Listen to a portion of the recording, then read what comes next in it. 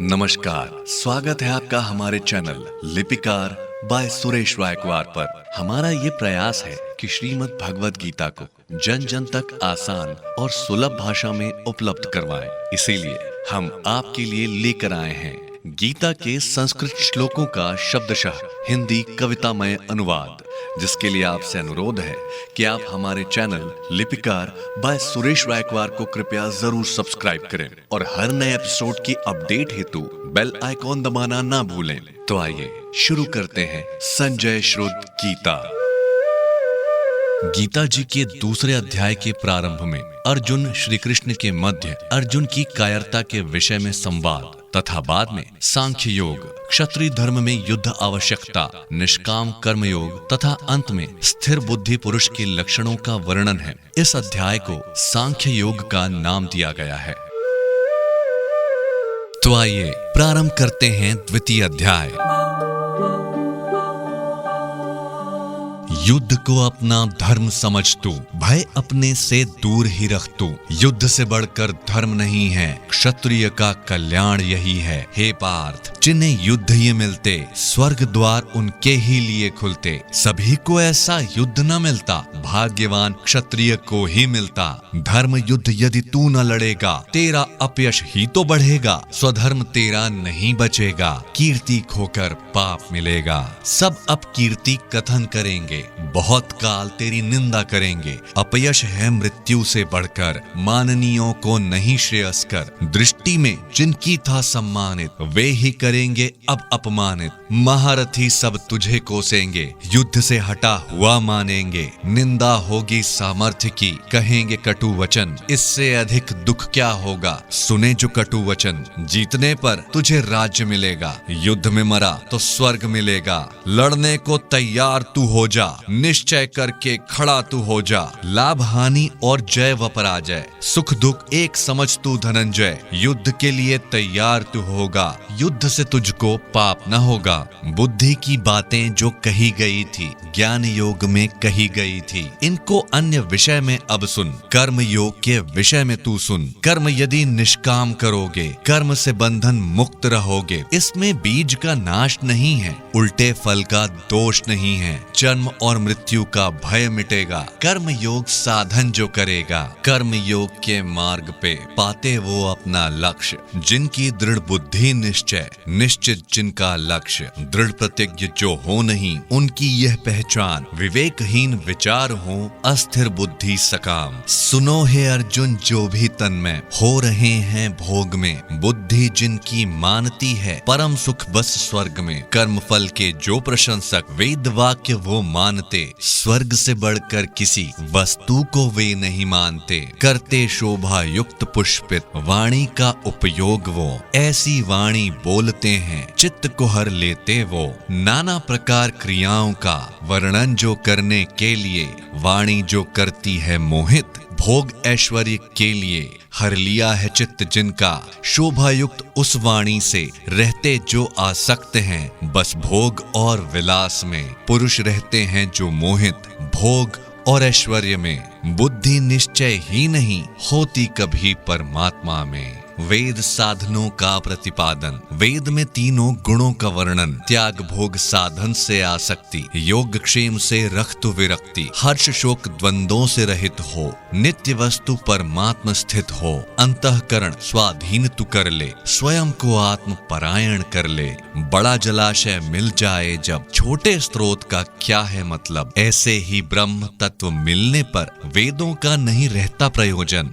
कर्म तेरा अधिकार क्षेत्र है, फल परमात्मा का कार्य क्षेत्र है। स्वयं को फल कारण नहीं मानो, ना ही कर्म नहीं करने की ठानो। सिद्धि असिद्धि छोड़कर करता रह कर्तव्य, संबुद्धि वाला बंतु। यही है योग समत्व, बुद्धि योग उत्तम है अर्जुन। कर्म सकाम तो होता निम्नतम, कर उपाय अपनी रक्षा का। आश्रय ले तू संबुद्धि का, जो फल के हेतु होते हैं वे अत्यंत दीन होते हैं। संबुद्धि जाते परलोक में, त्यागते पुण्य पाप इसी लोक में। तू भी समत्व योग अपना ले, पाप पुण्य से मुक्ति पाले। योग समत्व है कर्म प्रसाधन, कर्म बंध से मुक्ति का साधन। समबुद्धि वाले ज्ञानी जन होते मुक्त बंधन से वो जन, जो कर्मों के फल को त्यागते निर्विकार परम पद पाते। बुद्धि जब उपयोग करेगा मोह का दलदल पार करेगा, उसी समय तुझे होगी विरक्ति, भोगों से तेरी होगी मुक्ति। सुनकर भांति भांति के प्रवचन,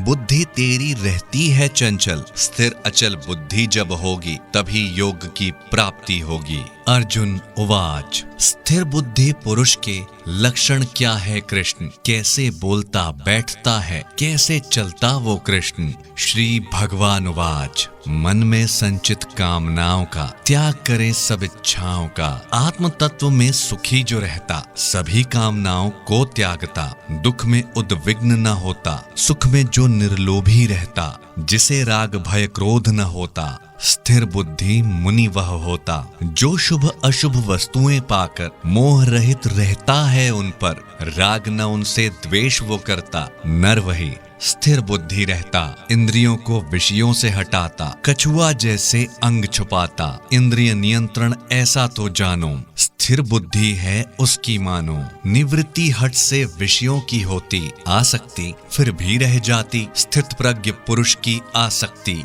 परमात्मा ही करते निवृत्ति, प्रमथन स्वभाव वाली इंद्रियां होती बड़ी बलशाली इंद्रियां। आसक्ति जब नष्ट न होती इंद्रियां, तब मन को हर लेती। इंद्रियों को वश में रखें मेरे परायण होए, साधक ध्यान में बैठता जो स्थिर बुद्धि होए। चिंतन जिन विषयों का करें मोह उन्हीं में होए, विषय भोग के चिंतन से विषयों का भोगी होए। विषयों में होती कामना, कामना से है क्रोध, क्रोध से जन्मे मूढ़ता, मूढ़ता से स्मृति दोष, स्मृति दोष के आने से होता बुद्धि विनाश। बुद्धि गई तो सब गया, हुआ पुरुष का नाश। राग द्वेष से रहित इंद्रियां, वश में जिसके सभी इंद्रियां। अंतःकरण पे जिसका नियंत्रण, करे वो चाहे विषयों में विचरण। साधक वो कभी दुखी न होता, मन से प्रसन्न सदैव ही रहता। अंतःकरण प्रसन्न हो जिसका, नाश दुखों का होता उसका। कर्म योगी जो खुश रहता है, स्थिर बुद्धि वही पाता है। ध्यान सभी से उसका हटता, परमात्मा के चरणों में लगता। मन को नहीं जीत सकता जो, दृढ़ बुद्धि नहीं पा सकता वो।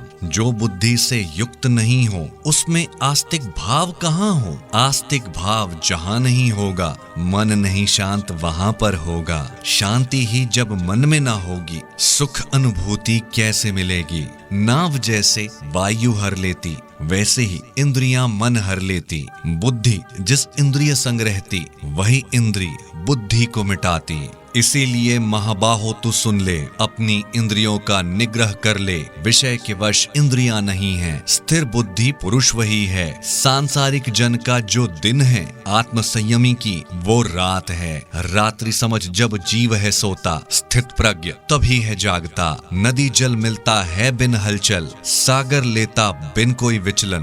भोग विकार रहित जो भोगे, स्थित प्रज्ञ पुरुष वही होते। भोगी शांति के लिए अयोग्य है, योगी ही परम शांति के योग्य हैं। पुरुष जो कामनाओं को त्यागे, अहंकार ममता को त्यागे, इच्छा रहित हुआ जो विचरता, परम शांति वही धारण करता। योगी ना हो मोहित चलकर, है ये ईश्वरीय पंथ। चुन ले मृत्यु काल में भी, पा लेगा ब्रह्मानंद। द्वितीय अध्याय पूर्ण। तो ये थी हमारी आज की प्रस्तुति, जिसमें आपने द्वितीय अध्याय के श्लोक क्रमांक 31 से 72 तक का वर्णन सुना। यहाँ द्वितीय अध्याय समाप्त होता है। बहुत जल्द हम आपके लिए लेकर के आएंगे तृतीय अध्याय, यानी कि आगामी अंक। तब तक के लिए जय श्री कृष्णा। संजय श्रुत गीता को स्क्रीन पर दर्शाई गई लीडिंग ई-कॉमर्स साइट से क्रय भी किया जा सकता है। धन्यवाद।